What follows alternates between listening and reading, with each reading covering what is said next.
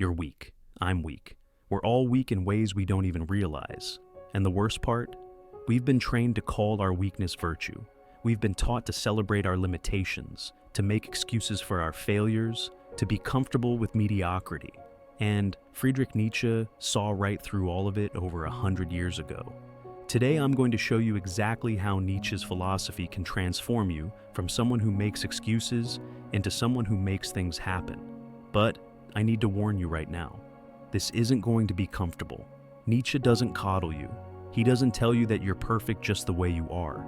He tells you the truth, and the truth is going to sting. So, let's start with the most uncomfortable question Nietzsche ever asked. What if your suffering isn't noble? What if your struggle isn't because the world is unfair? What if you're suffering because you're weak and you've chosen to stay weak? Most people hear that and immediately get defensive. They start listing all the reasons why their situation is different, why they're the exception, why their weakness is justified. And that, right there, that defensiveness, that's exactly what Nietzsche is talking about. That's weakness protecting itself. Here's what Nietzsche understood. Weakness doesn't announce itself as weakness. It disguises itself as something noble. It calls itself humility when it's really fear. It calls itself being realistic when it's really giving up. It calls itself being compassionate when it's really avoiding confrontation. Weakness is a master of disguise, and it's been fooling you your entire life. Let me give you an example. You want to start a business, but you tell yourself, I need to be responsible. I have bills to pay. I can't take risks. Sounds reasonable, right? But let's apply Nietzsche's lens. What you're really saying is, I'm afraid of failure, and I'd rather stay in a situation I hate than face the possibility of trying and failing. That's not responsibility. That's weakness wearing a responsibility costume. Or, here's another one. You want to get in shape, but you tell yourself, I'm too busy. I have too many obligations. I'll start when things calm down. But things never calm down, do they? What you're really saying is, I'm not willing to prioritize my health because that would require discipline and discomfort, and I'd rather avoid those things. That's not being busy. That's weakness hiding behind obligations. Nietzsche would say that the first step to becoming strong is radical honesty about your weakness. Stop lying to yourself. Stop dressing up your fear and laziness and avoidance in noble language. Call it what it is. You're weak, and you're choosing to stay weak because being weak is easier than becoming strong. Now here's where it gets really interesting. Nietzsche talked about something he called the will to power, and this is the key to everything. The will to power isn't about dominating other people. It's about overcoming yourself. It's about constantly pushing past your current limitations, about refusing to accept your present state as your final state. Strong people have a powerful will to power. They're constantly asking, how can I become better? How can I grow? What can I overcome next? Weak people have turned their will to power inward in a toxic way. Instead of trying to overcome their limitations, they try to make their limitations seem virtuous. They try to make the world accommodate their weakness instead of making themselves stronger. Think about modern culture. How much of it is about accommodating weakness instead of encouraging strength? Everyone needs to be comfortable. Everyone needs safe spaces. Everyone needs trigger warnings. Everyone needs participation trophies. We've built an entire society around protecting people from the discomfort that actually creates growth. And Nietzsche would say, this is absolutely poisonous, because strength doesn't come from comfort. Strength comes from struggle. It comes from facing things that scare you, from doing things you don't want to do, from pushing yourself past your limits. There is no other way. Anyone who tells you there's an easy path to strength is selling you something. So how do you actually become strong using Nietzsche's philosophy? First, you embrace what he called amor fati, love of fate. This means you stop complaining about your circumstances and you start accepting them as the exact conditions you need to become strong. You didn't get the promotion? Good. That's your opportunity to prove you're capable of more. Your relationship ended? Good. That's your opportunity to become the kind of person who attracts better relationships. You failed at something? Good. That's information about what you need to improve. Weak people look at obstacles and see reasons to quit. Strong people look at the same obstacles and see training equipment. The obstacle isn't the problem. Your interpretation of the obstacle is the problem. And that interpretation is something you control. Let me tell you about a Nietzsche concept that changed everything for me. He said, "That which does not kill me makes me stronger." But here's what most people miss. He wasn't just talking about surviving difficult things. He was talking about actively seeking them out. He was saying you should pursue difficult, embrace challenge, run toward the things that scare you. Why? Because every time you face something difficult and overcome it, you expand your capacity. You become someone who can handle more. And the person who can handle more is more powerful, more capable, more free than the person who can only handle comfortable situations. Think about your life right now. How much of it is organized around avoiding discomfort? You stay in the job you hate because finding a new one would be stressful. You don't have difficult conversations because confrontation is uncomfortable. You don't pursue your goals because the risk of failure is scary. You've built a prison of comfort, and you've convinced yourself it's safety. But here's what Nietzsche understood. Safety is an illusion. The world is dangerous. Life is uncertain. You can spend all your energy trying to avoid pain, and you'll still experience pain. The difference is, if you face pain voluntarily, on your terms, in pursuit of something meaningful, you grow from it. If you experience pain while trying to avoid it, you just suffer pointlessly. So you have a choice. You can pursue a life of comfort and still experience inevitable suffering, making you weak. Or you can pursue a life of voluntary challenge and growth, making you strong. Either way, you're going to suffer. You might as well suffer in a way that makes you better. Now, let's talk about something Nietzsche called slave morality. This is absolutely crucial for understanding why you're weak. Slave morality is when you define virtue based on what makes you feel safe, what allows you to avoid confrontation, what lets you stay comfortable. Things like excessive humility, self-sacrifice, obedience, meekness, these become your highest values. And here's the trick. Slave morality makes you feel good about being weak. It turns weakness into a virtue.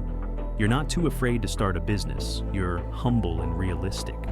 You're not avoiding difficult conversations. You're keeping the peace. You're not failing to pursue your goals. You're being selfless and putting others first.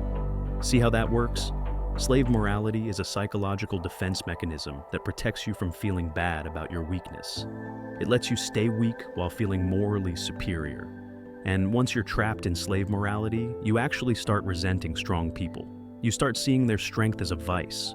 They're arrogant or selfish or aggressive. Nietzsche would tell you to reject this completely. Develop what he called master morality instead.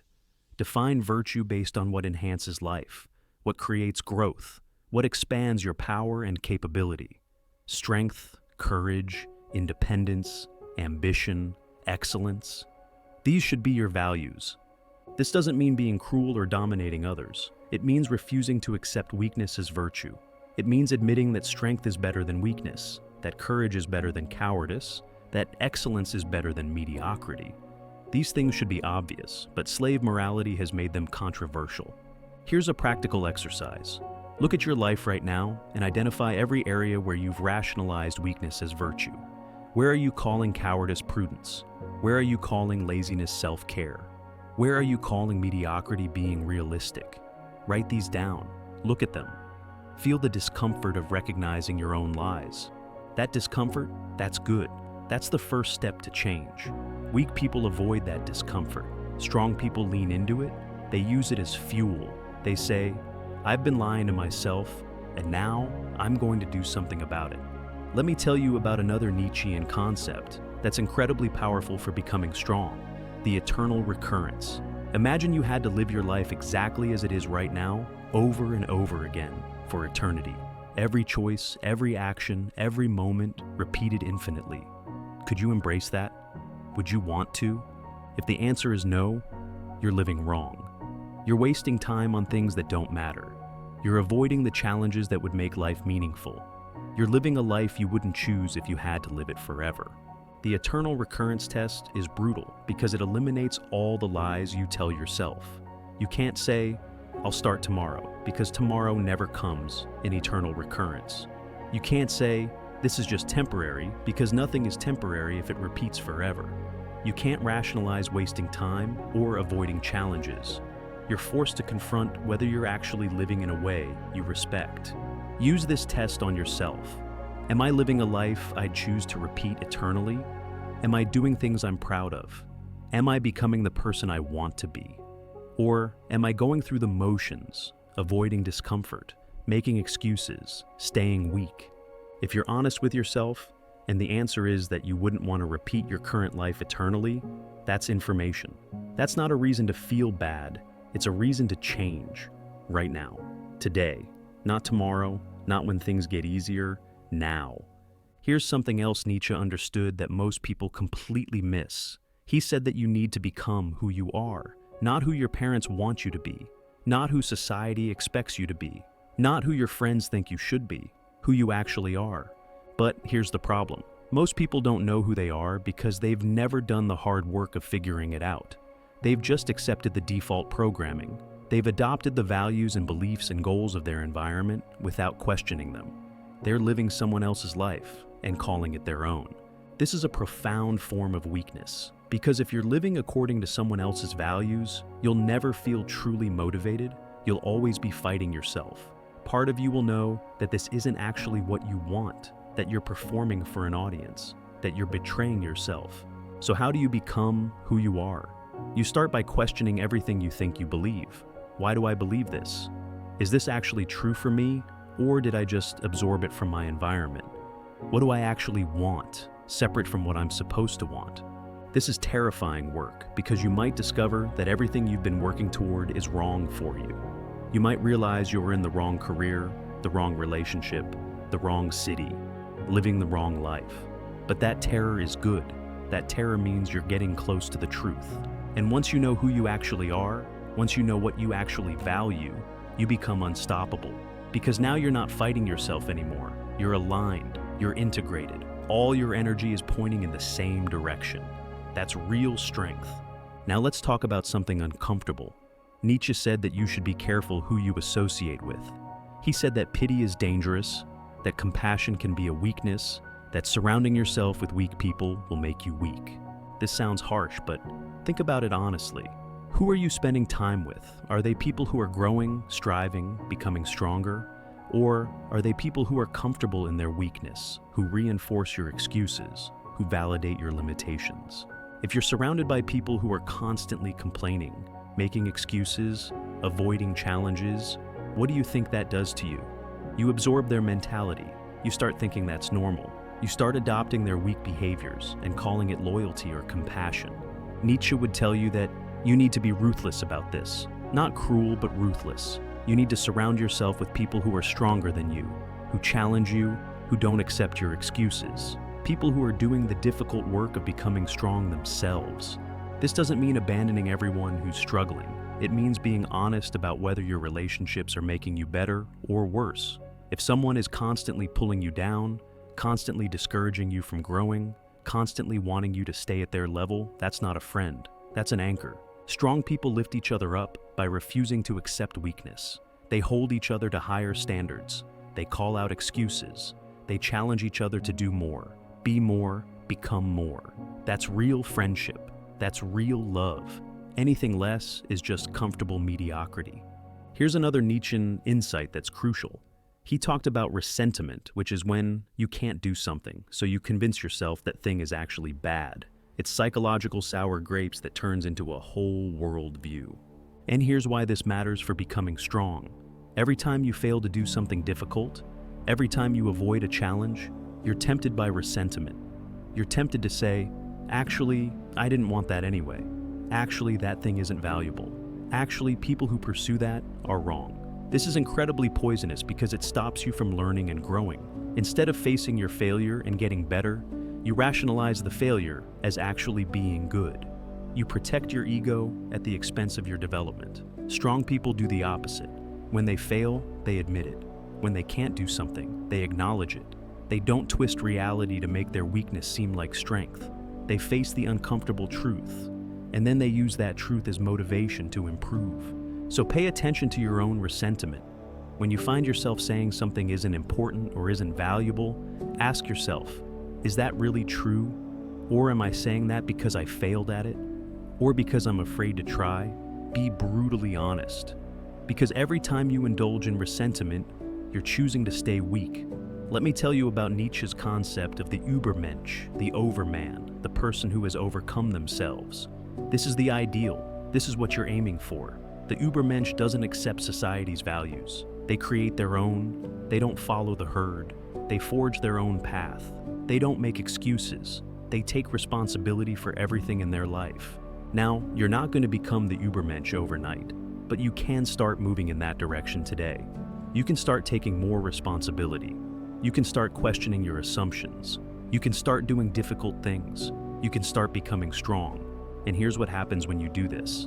Life doesn't get easier. That's not the promise. Life might actually get harder because you're taking on more challenges, but you get stronger. You become more capable. You expand what's possible for you. And that's infinitely better than staying weak in comfortable circumstances. Think about it this way.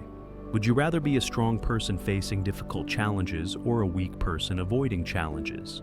Because those are your options. You can't have an easy life as a strong person. Strength comes from struggle. If you want to be strong, you have to seek out the struggle. Here's something practical you can do right now. Identify the hardest thing in your life, the thing you've been avoiding, the thing that scares you most. Whatever you're not doing because it's too difficult, too risky, too uncomfortable. That thing. And do it today, not tomorrow, not when you're ready. Today. You're not going to feel ready. You're never going to feel ready. Readiness is a myth that weak people hide behind. Strong people act before they're ready. They learn by doing. They become capable by attempting things they're not yet capable of. Will you fail? Maybe. Probably at first. But Nietzsche would say that failure is information. It's feedback. It's the universe showing you what you need to improve. Weak people see failure as a reason to quit. Strong people see failure as a reason to adjust their approach and try again. Let me tell you something Nietzsche understood that modern self-help completely misses. You don't become strong by thinking positive thoughts. You don't become strong by visualizing success. You don't become strong by affirming that you're already strong. Those things might make you feel better temporarily, but they don't actually change anything. You become strong by doing hard things. Period. There's no shortcut. There's no hack. There's no secret technique. You have to actually face difficulty, actually endure discomfort, actually push past your limits, repeatedly, for years. That's how you become strong. And here's the beautiful part. Once you accept this, once you stop looking for the easy way, everything becomes simpler. Not easier, but simpler. You know what you need to do. You just need to do it. No more analysis paralysis. No more waiting for the perfect moment. Just action. Difficult, uncomfortable, growth-producing action. So here's what you need to take away from all of this. You're weak because you've chosen to be weak. You've rationalized your weakness as virtue. You've surrounded yourself with other weak people who validate your excuses. You've avoided difficulty because it's uncomfortable. And you've convinced yourself that this is fine, that this is normal, that this is just how life is. But Nietzsche is here to tell you that it's not fine, that you're betraying yourself, that you're capable of so much more, that you're wasting your limited time on this earth being small and comfortable when you could be expanding, growing, becoming powerful. The path to strength is simple. Face difficulty voluntarily. Stop making excuses. Take responsibility for everything in your life. Question your beliefs and values. Surround yourself with people who are stronger than you. Do the things that scare you. Embrace struggle as the price of growth. It's simple, but it's not easy. Nothing worth doing is easy, and becoming strong is worth doing, because the alternative is staying weak. And staying weak means living a small life, full of regrets, always wondering what you could have been if only you'd had the courage to try. You have one life, one shot at this. You can spend it being comfortable and weak, or you can spend it becoming strong. Nietzsche would tell you that the choice is yours. Nobody else can make you strong. No circumstance will force you to grow. You have to choose it. You have to want it. You have to be willing to suffer for it. So what's it going to be? Are you going to keep making excuses? Keep hiding behind slave morality? Keep surrounding yourself with people who enable your weakness? Or are you going to start today, right now, becoming the strong person you're capable of being? That's the question Nietzsche forces you to answer. And your life, the quality of your life, the meaning of your life, depends entirely on how you answer it.